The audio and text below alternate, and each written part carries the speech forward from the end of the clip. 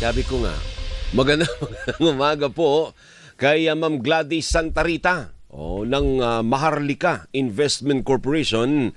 Pag sinabing Maharlika, parang daming pera, no? Ma'am Gladys, magandang umaga po sa inyo na pinapabati ang kanilang President and CEO ng Maharlika Investment Corporation na si Joel Consing Jr.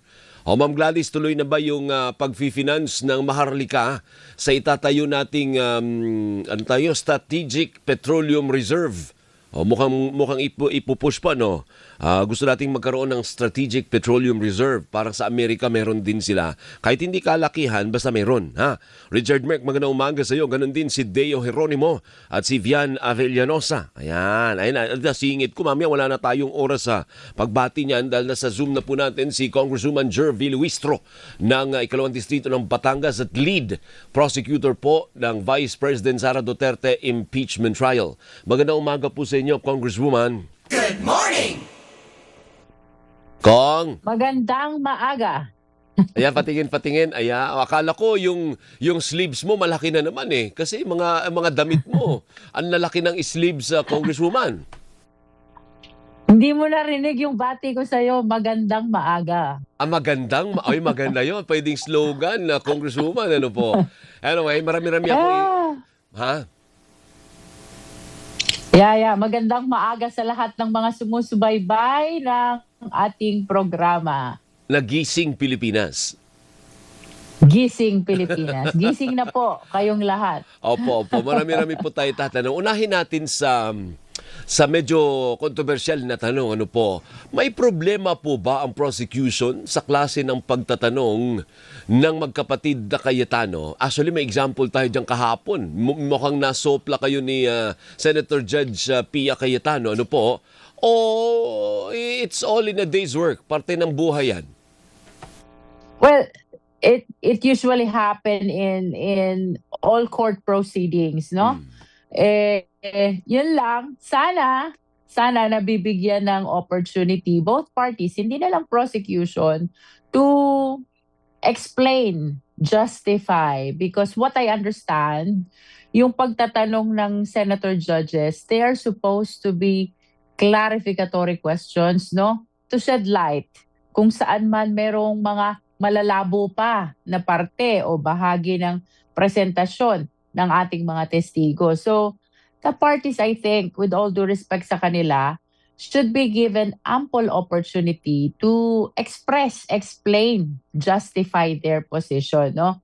After all, we are not witnesses.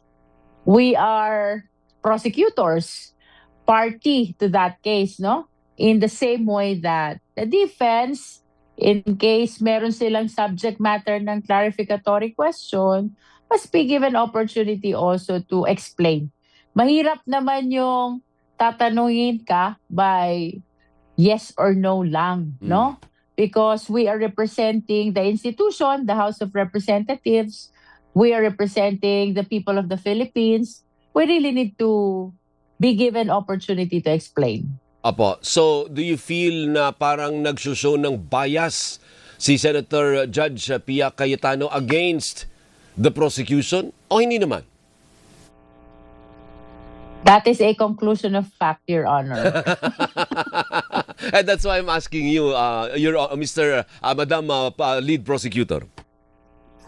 I wish to express my faith and confidence sa lahat ng senator judges, no? Especially now na pending ang impeachment trial before the impeachment court, no?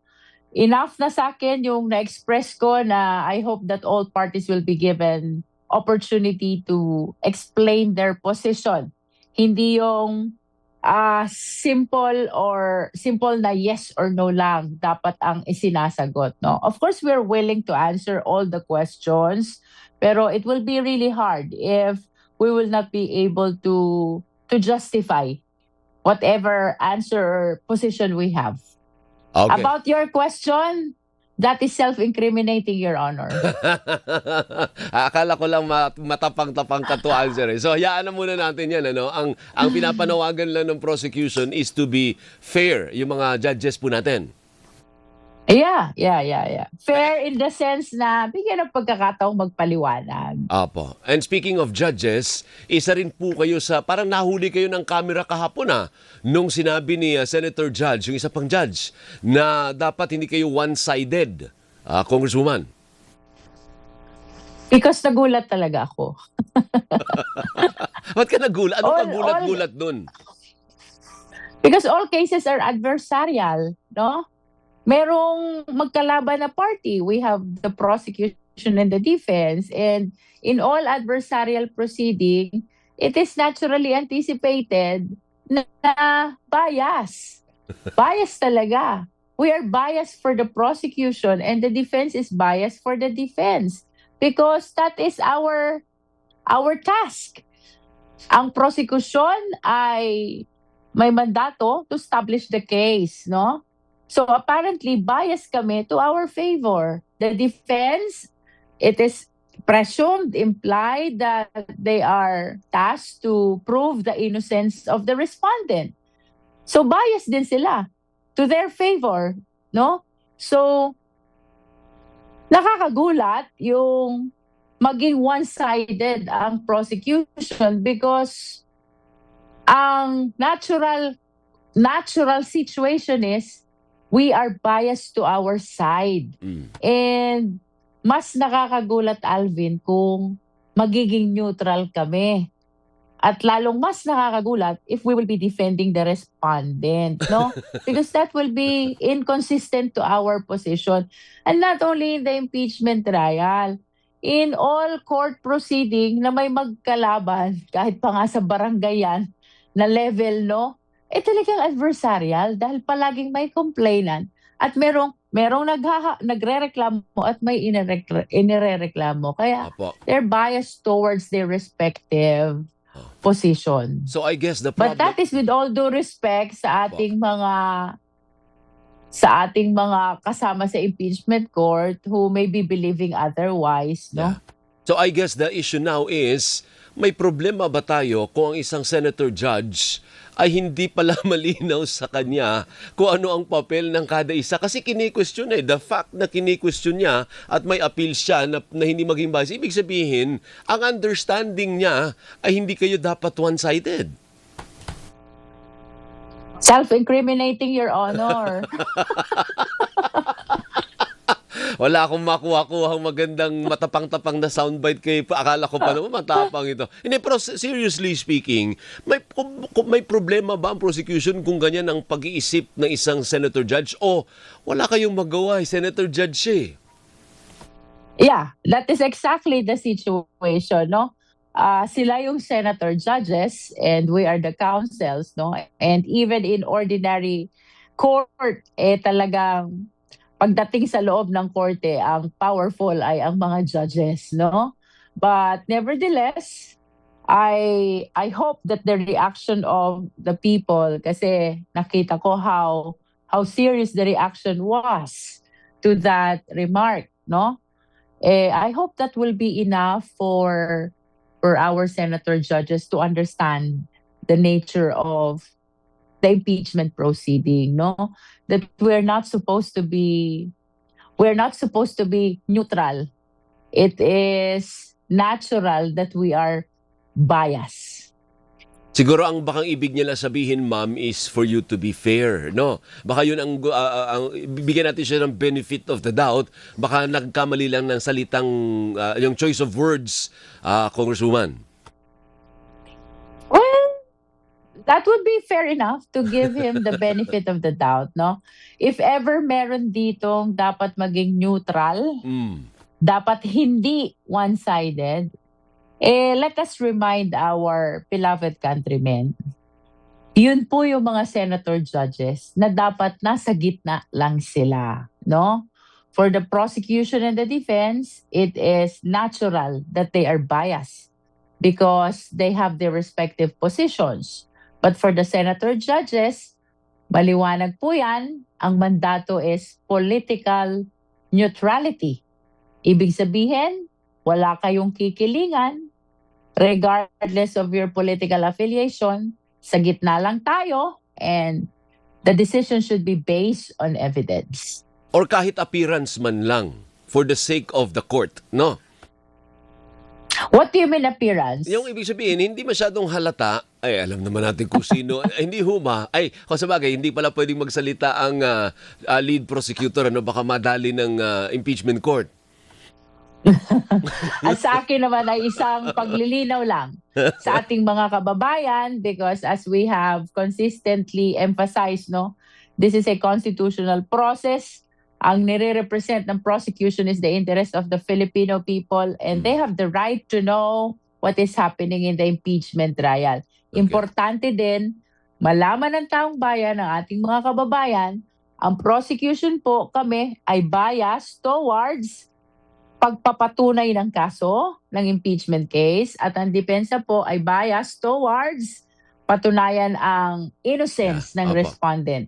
Sige po. Samantalang ang mga senator judges po ay dapat neutral, Opo. dapat ay walang kikilingan at yan po yung tinatawag sa kanilang Senate Rules on Impeachment na political neutrality. Opo. Ang kanilang desisyon, whether to convict or to acquit, should be based on the evidence presented before the impeachment court. Sige po. Let's leave it at that. Kasi may iba pa tayong tanong and we only have 5 minutes left. Ano po, yung issue ng palitan, yung suggestion po o yung preference ni Presiding Officer Chis Escudero. I don't know if it's an order already or preference lang ba yung sinabi niya na palitan ninyo yung spokesperson ninyo.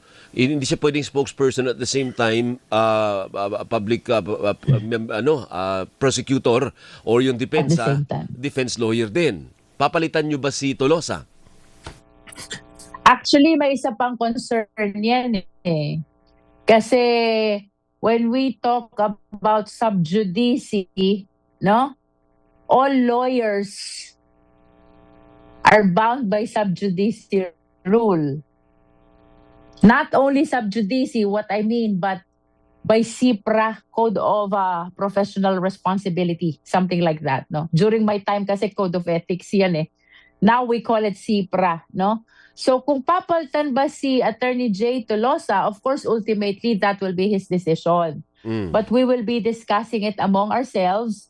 We truly understand yung concern ng presiding officer sapagkat ang hirap noon, prosecutor ka or counsel ka in the case of Attorney Michael Poa. And at the same time, ikaw yung spokesperson, no?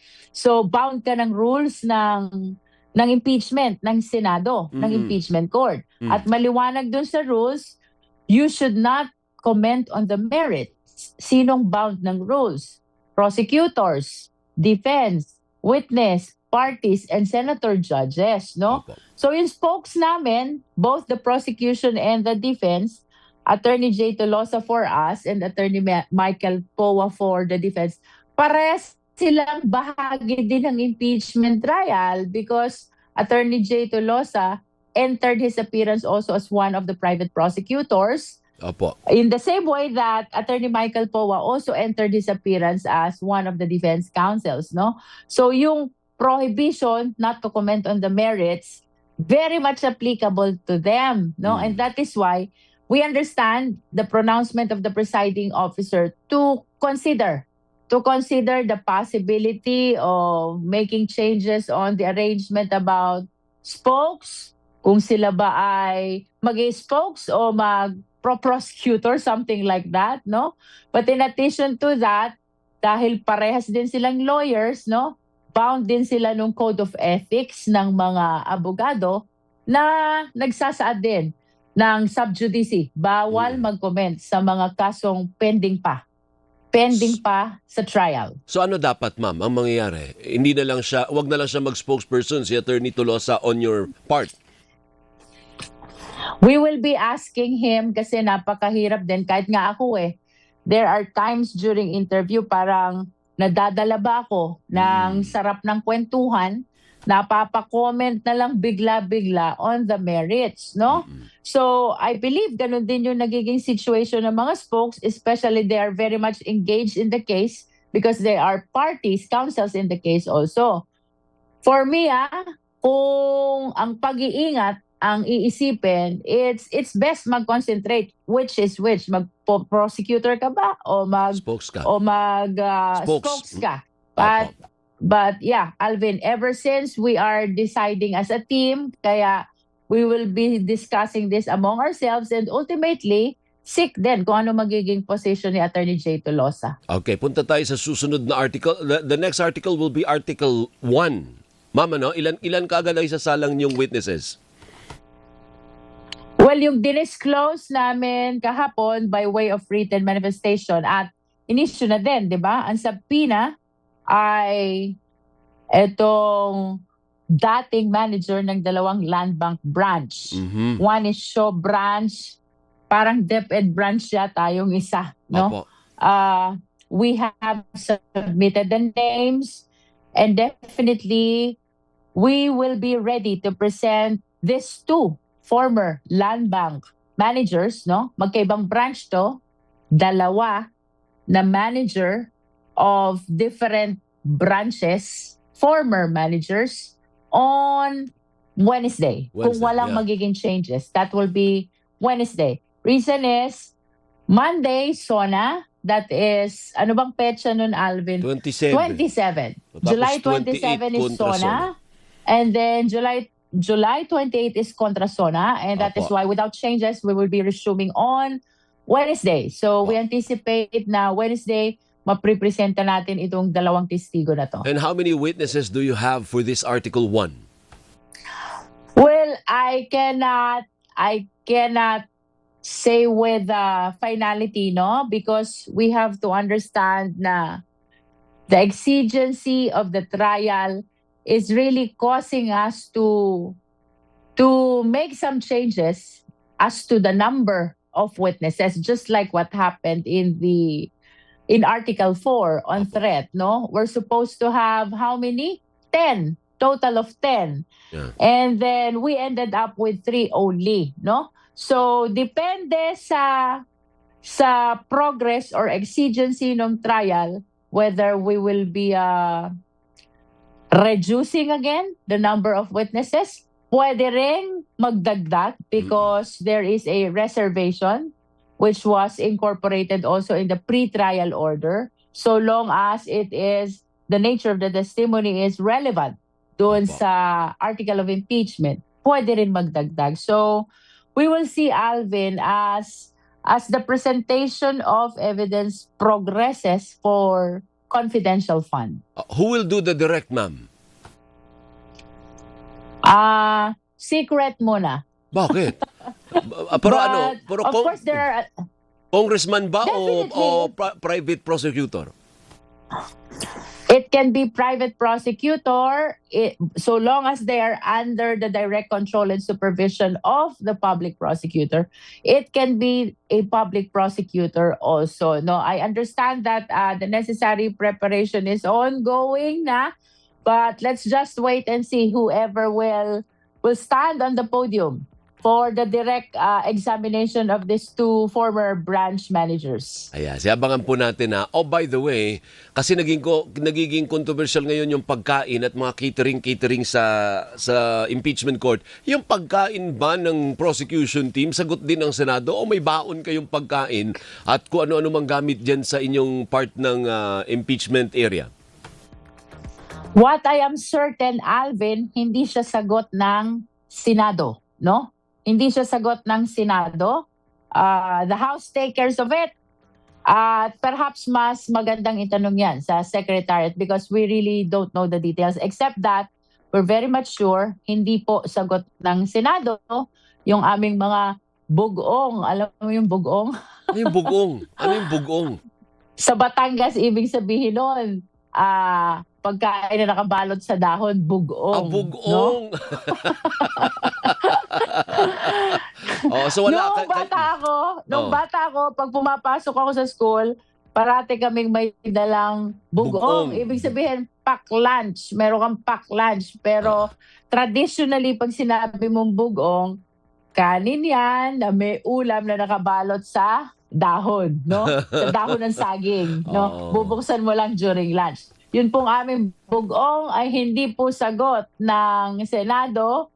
Definitely, ang House po ang nag-aayos niyan, but as to the details, only the Secretariat can comment to that. Sige, hanggang dyan muna tayo, Madam Bugong. Thank you po. Maraming salamat, ma'am. Thank you, Congresswoman. Good Mag-ingat po kayo. morning Good po morning. sa lahat, most especially sa aking mga kababayan from Batangas 2nd District. Gising-gising na po. Every gising is a blessing. Okay, Thank you, Alvin. Thank you, ma'am. Pagpasensya nyo na, hindi nyo nakikita palagi si Congresswoman sa inyong distrito, ha? Mga taga Batangas, busy yung inyong kinatawan, ha? Lead prosecutor siya. Thank you, ma'am. Maraming salamat si Congresswoman Jervil Huistro na ikalawang distrito ng Batangas, at lead prosecutor ng Vice President Sara Duterte impeachment trial. At Miss Bugong. Yun pala ibig sabihin ng Bugong, ha? Teka muna, magbabalik pa po ang Gising Pilipinas Energy 651. Good morning! Gising Pilipinas! Good morning! Kasama si